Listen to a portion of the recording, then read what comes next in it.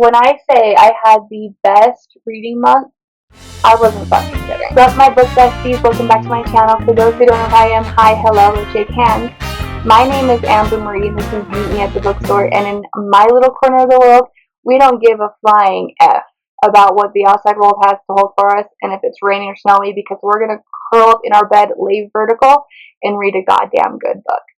And in today's video, y'all, we are going to go through my March reading recap because I read on specific vibes and just vibes only, and we had such a great reading month. So without further ado, don't forget to like, comment, subscribe if you like all the bookish content, and let's get into it. Okay, y'all. So in the month of March, I read 9 books, which, honest to God, just feels like such a win. So we're going to go through all the books I read on my Kindle or that I don't have with me because they were like library books or whatever, and then we will talk about all my physical books, and I'll tell you a little bit about each book and give you my rating. So let's get started with the first book. The first book that I read was by Neil Schumerman. It is called Scythe, and I read it on my Kindle. It was a very, very easy read for me. I would say it's a YA dystopian book. It's about a dystopian world, and in this world they have found a way for everyone to live forever, but in order to control the population, there are scythes, and the scythes come to unalive you. So upon meeting the main characters, you meet a scythe, and he comes to unalive the main character's next door neighbor, and she kind of just was like, no, don't feel right about this, and kind of gave him like an attitude. Well, lo and behold, he takes her on as apprentice, and one other kid. The other kid, I don't want to name names because like it really does ruin the story, but the other guy, he stopped. He was trying to like be there when the scythe took out a student. So they get separated, and then they have to compete in the end, and now they are both apprentices under a scythe. I rated this 4 stars. It was so good, and I do recommend it, especially if you want just a quick, easy read. I literally plowed through that book, and I read it in less than 2 days. I literally just ate that shit up and left no crumbs. It was so good. So again, 4 stars, Scythe by Neil Schumerman. I'm probably saying that wrong. Schusterman. Sorry. Next, I read Better Than the Movies, again on my Kindle by Lynn Painter, and I have to say, why in the hell have I never picked up a Lynn Painter book?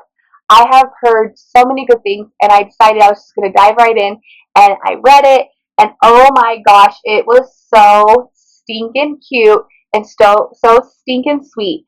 I was obsessed with it from the get-go. I rated it 5 stars. I was obsessed with Wes Bennett.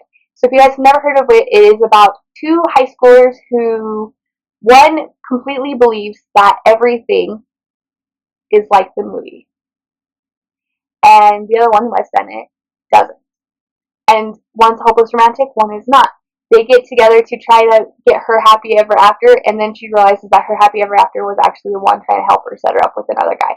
It was so cute. I kicked my feet. I was giggling the entire time. I literally laughed it out loud several times. It was a very quick read. I read it in less than 48 hours. So if you guys haven't picked it up, I recommend doing so. I just read mine on Kindle, but I'm definitely getting a shelf trophy. So, shelf trophy for this one. So again, 5 stars. Definitely recommend. That was Better Than Movies by Lynn Painter.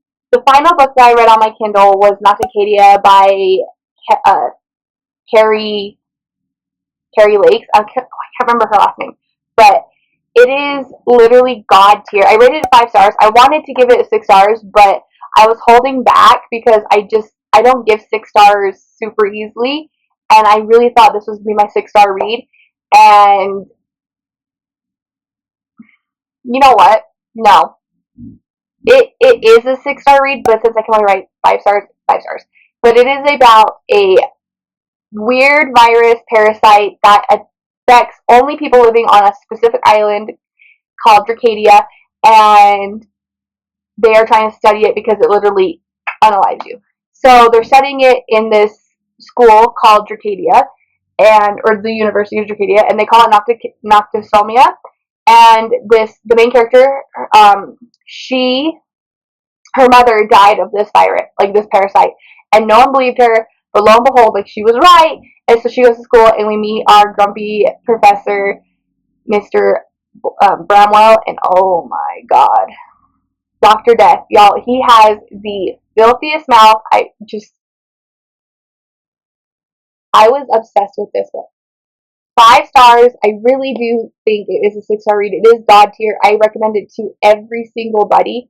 Literally, if you guys haven't picked it up, go do so because it is so, so good. So that was the third book on my Kindle. That was Nocticadia by Carrie Lake. Now, the rest of the books I read physically. So the first book I read in the month of March, this is what got me out of my Onyx Storm book slump, book hangover, whatever you want to call it. And this is A Little Life by Hanya Yongeria. I just did a full review over on my channel and on my TikTok. So if you guys want to see that, you guys totally can. But this book was a fucking masterpiece. It broke my heart, shattered it to a million fucking pieces, and then danced all over the pieces and never once put them back together. It was so devastating, but it was also so incredibly written. It was so heartfelt. The ending had me crushed, and I literally rolled over and stared at the wall. I'm not going to go into too much detail because I did do a full review over on my channel, so I'm not going to do a full review. But just know this is 3.25 stars. I could not physically rate it more because of how crushed I was, but I still absolutely devoured this, left no crumbs. And if you are in the right mindset and you can handle the triggers, please check your trigger warnings. Then I do recommend that you read this book. Otherwise, please, please, please just don't do it because it is such a hard book to get through. Okay.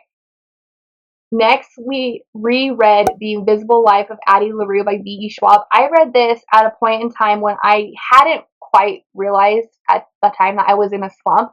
And so I literally went in with the wrong mindset and I ended up hating this book.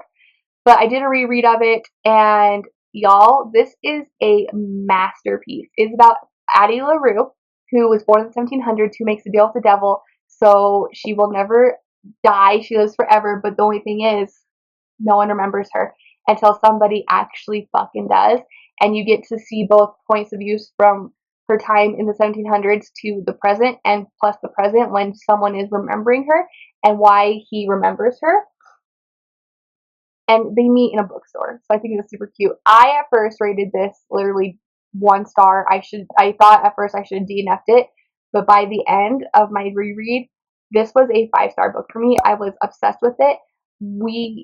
I judged this too harshly, and I completely recommend this book. This is a god tier book for me. So yes, please pick up V.E. Schwab's The Invisible Life of Addie LaRue if you guys haven't, because it is a goddamn masterpiece. This is the second book that got me out of my slump. This is First Time Caller by B.K. Borison, and I have to say again, thank you to my husband for picking this up, because without it, I would have been in the slump that A Little Life had left me in because I was so depressed, and my Onyx Storm slump. So this masterpiece got me out of this slump.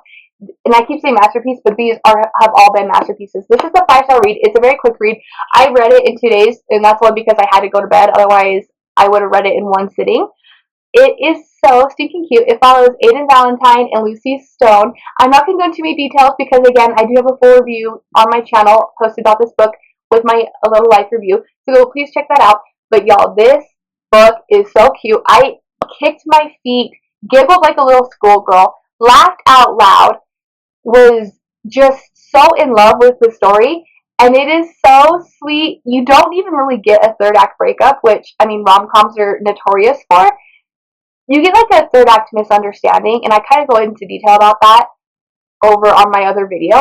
But y'all, this book, 10 out of 10, recommend, 5 stars. So if you guys haven't picked it up, please go do so, because it is a good old fucking time. So this is B.K. Borison's First Time Caller. Then I read Phantasm by Kaylee Smith. Y'all, this book was like Hunger Games meets Harry Potter with magic and trials and games, and she does the nasty with a phantom, and the plot twist. The fucking plot twist at the end got me good. I rated this 4 stars. I absolutely devoured this book. I ate this shit up, left no crumbs. I even got my husband to listen to the audiobook of it, and he was obsessed with it. So y'all know it's good because he's not a reader.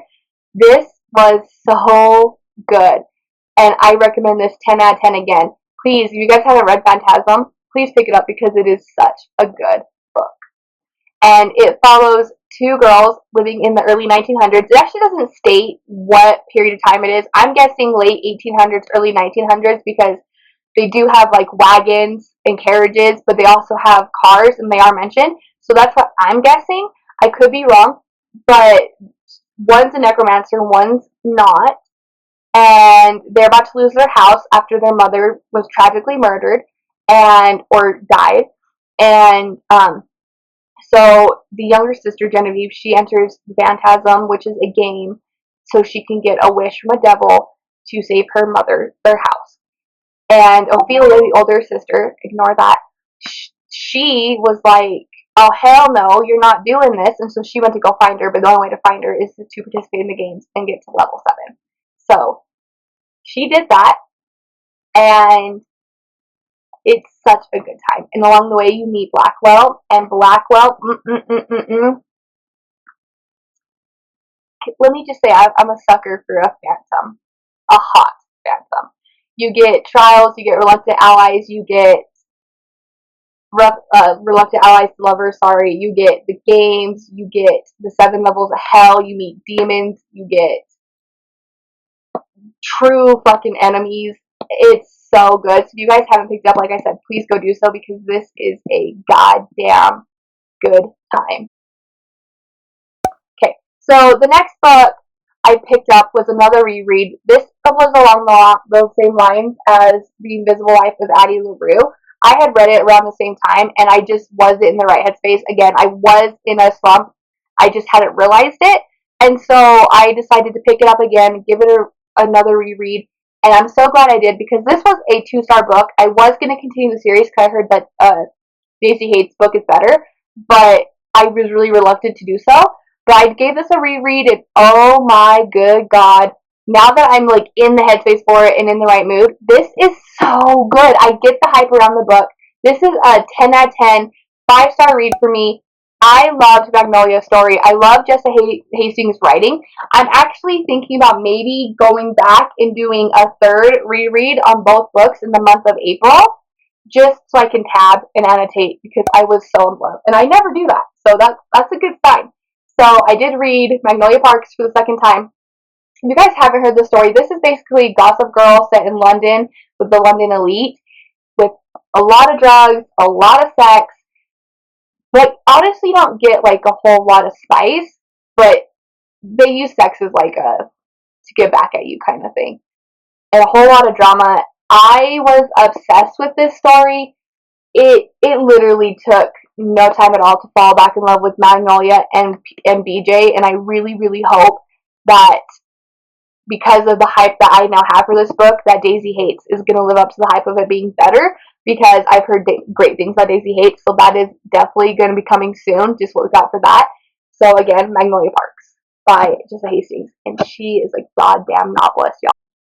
Now, the last book I read, I fucking devoured this book. I am literally like 70% done now at this time with the 2nd book in the series because I don't write in because I couldn't wait. I sprinted to go get it because I needed it immediately. This is a 6-star read. This is God tier. This is, if you haven't picked it up, you need to drop what you're doing right fucking now. Run to Barnes & Noble, run to Target, get it on Kindle Unlimited, pick it up and read this book. But be prepared to bring your tissues because this is devastating. It's a beautifully written love story, and you get slow burn. I mean slow burn, and the pining, and the tension, and the Irish accents. I'm probably the only person on this goddamn planet who has read this book, and while I'm reading it, I can hear it with like an Irish accent because I'm insane. But I don't care because I was obsessed with Binding 13. The Boys of Thomas series has literally slid its way past all of my god tier books and my Roman Empires, excluding Fourth Wing and Thorn Glass, because no one can dethrone those, and sat its ass right down. Okay, this is so good. Yes, she's chunky. Okay, she is very chunky, but y'all, I wouldn't trade this for the world. I wanted more. Okay, I wanted more. Johnny and Shannon's story, unbelievably heartbreaking, especially Shannon's story.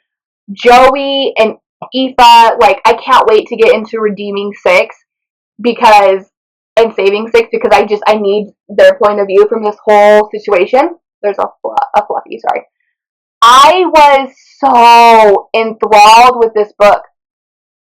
I literally devoured it, left no crumbs, dove right into keeping 13, and I'm devouring that book as well.